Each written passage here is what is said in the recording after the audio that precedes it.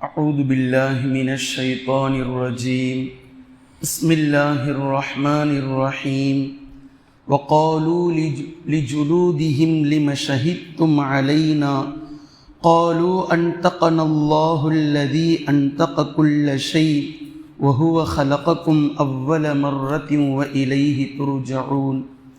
கண்ணியத்திற்குரிய அல்லாஹ்வின் அடியார்களே, சூரா ஹாமீம் அஸ்-சஜ்தாவை நாம் பார்த்து வருகின்றோம். அதில் இதுவரை 18 வசனங்களை முழுமையாக பார்த்து முடித்திருக்கிறோம்.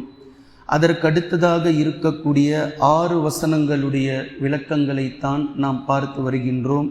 அதில் அல்லாஹு தஆலா நாளை மறுமை நாளையில் அல்லாஹ்வினுடைய விரோதிகள் அல்லாஹுக்கு முன்னால் நிறுத்தப்படுவார்கள்.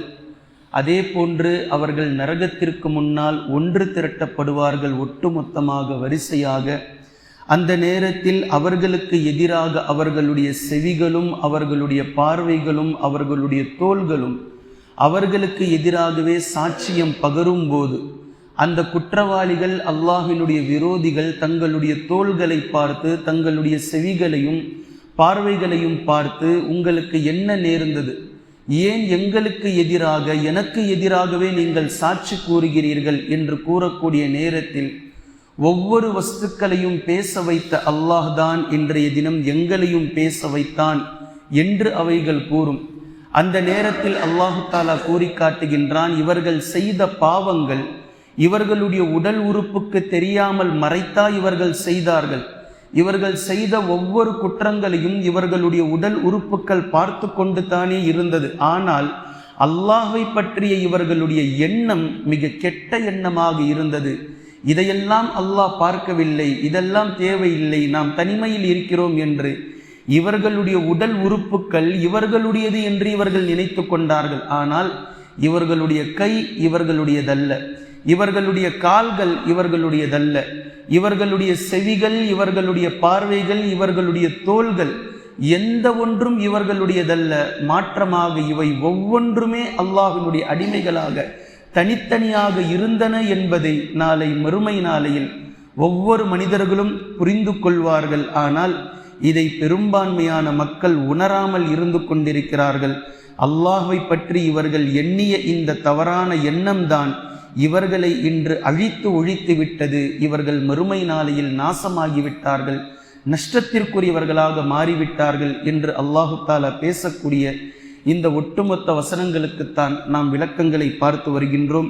இதில் இப்னு அப்பாஸ் ரலியல்லாஹு அன்ஹு அவர்கள் இந்த இடத்திற்கு விளக்கம் கூறக்கூடிய நேரத்தில், மனிதனுக்கு வாய்க்கு பூட்டு போடுவதற்கு முன்பும் பின்பு அவனுடைய வாய்க்கு போடப்பட்ட பூட்டை மீண்டும் கழற்றி விட்டதற்கு பின்பும் அல்லாஹ்விடத்தில் ஒவ்வொரு மனிதர்களும் வழக்காடக்கூடியவர்களாக இருப்பார்கள்.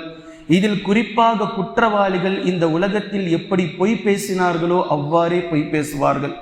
இந்த உலகத்தில் எப்படி பொய் சத்தியம் செய்தார்களோ இவ்வாறே அல்லாஹ்விடத்தில் மீண்டும் பொய் சத்தியம் செய்வார்கள்.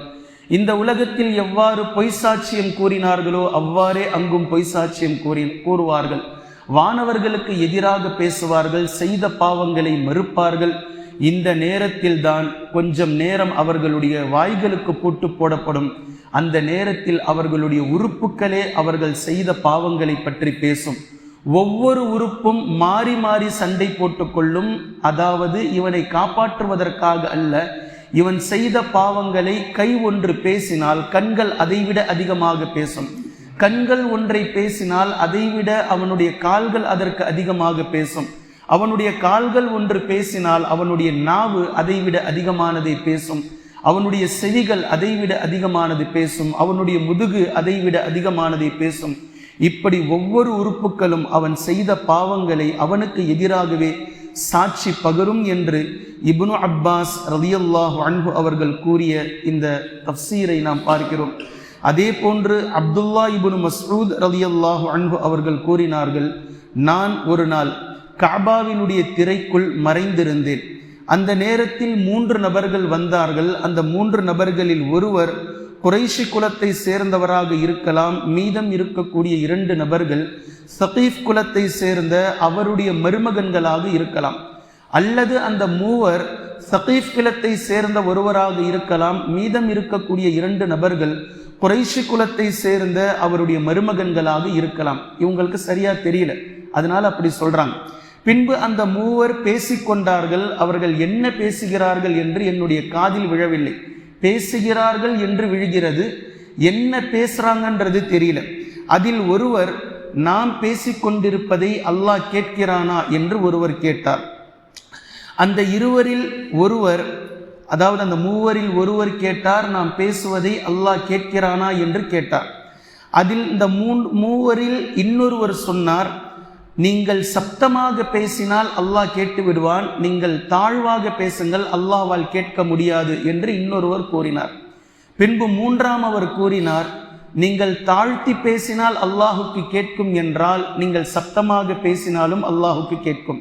நீங்கள் சப்தமாக பேசுவது அல்லாஹுக்கு கேட்கும் என்றால் நீங்கள் தாழ்வாக பேசினாலும் அல்லாஹுக்கு கேட்கும் என்று மூன்றாம் அவர் பேசிக்கொண்டார். பின்பு இந்த செய்தியை நான் நபி ஸல்லல்லாஹு அலைஹி வஸல்லம் அவர்களிடத்தில் எடுத்துச் சென்றேன். நடந்த இந்த நிகழ்வை பற்றி இவ்வாறு கூறினேன். ஒருவர் அல்லாஹுக்கு கேட்குமா என்று கேட்டார். இன்னொருவர் உயர்த்தி பேசினால் கேட்கும், தாழ்வாக பேசினால் கேட்காது என்றார். இன்னொருவர் எப்படி பேசினாலும் அல்லாஹுக்கு கேட்கும் என்று கூறிக்கொண்டார் என்ற இந்த செய்தியை நபி ஸல்லல்லாஹு அலைஹி வஸல்லம் அவர்களிடத்தில் நான் கொண்டு சென்ற போது, அப்போது நபி ஸல்லல்லாஹு அலைஹி வஸல்லம் அவர்கள் சூரா ஹாமீம் அஸ்-சஜ்தாவினுடைய 23, 22 இந்த 22, 23வது வசனத்தை ஓதி காட்டினார்கள். அந்த நேரத்தில் தான் இந்த வசனங்கள் இறங்கியது. மனிதன் செய்யக்கூடிய பாவங்கள் எந்த ஒன்றும் அவனுடைய உறுப்புகளுக்கு மறைந்ததாக அவன் செய்யவில்லை, அவனுக்கு சாட்சியம் பகரக்கூடியதாகவே அவைகள் இருக்கின்றது என்று நபி ஸல்லல்லாஹு அலைஹி வஸல்லம் அவர்கள் இந்த வசனங்களை ஓதி காட்டினார்கள்.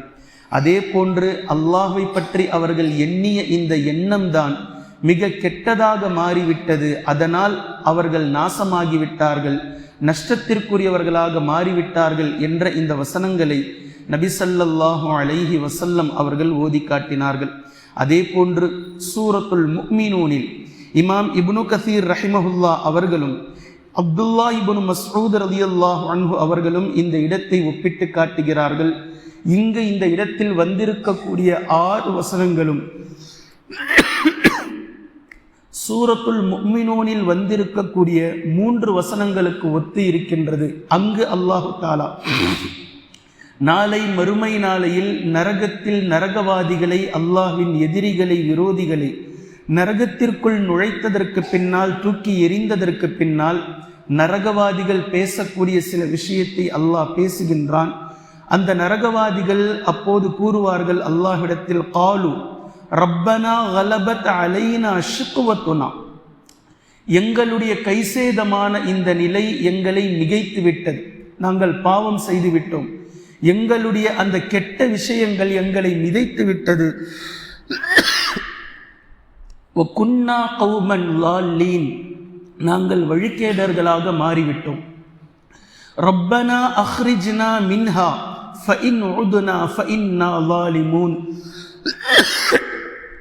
எங்களை இங்கிருந்து வெளியேற்று, இந்த நரகத்தினுடைய வேதனை எங்களால் தாங்க முடியவில்லை, எங்களை இதிலிருந்து வெளியேற்று, திட்டவட்டமாக உன்னுடைய வாக்குறுதிக்கு நாங்கள் மாறு செய்து விட்டோம், நாங்கள் வாலிம்களாக மாறிவிட்டோம் என்று அந்த நரகவாதிகள் கூறக்கூடிய நேரத்தில் காலஹ்ஸஉ ஃபீஹா வலா துகல்லிமூன் என்று அல்லாஹு தஆலா பேசுவார். சிறுமை அடைந்து விடுங்கள், கேவலப்படுங்கள், அநியாயம் செய்தீர்கள் தானே உலகத்தில், நாசமாகிவிடுங்கள், நஷ்டமடையுங்கள், வலா துகல்லிமூன், பேசாதீர்கள் என்னிடத்தில் என்று அல்லாஹு தஆலா கூறக்கூடிய வசனத்தை சூரத்துல் முஃமினூனில் அல்லாஹு தஆலா பேசி காட்டுகின்றான். பின்பு இதை தொடர்ந்து அல்லாஹு தஆலா அடுத்தடுத்த வசனங்களில் எதை பேசுகின்றான், என்ன பேசுகின்றான் என்பதை இன்ஷா அல்லாஹ் தொடர்ந்து நாம் பார்க்கலாம். குர்ஆனையும் ஹதீஸையும் தெளிவாக விளங்கக்கூடிய நன்மக்களாகவும் அதை நடைமுறைப்படுத்தக்கூடிய மக்களாகவும் அல்லாஹ் நம்மை ஆக்குவானாக. சுப்ஹானக்கல்லாஹும்ம பிஹம்திக அஷ்ஹது அல்லா இலாஹ இல்லா அன்த அஸ்தக்ஃபிருக வ அத்தூபு இலைக்.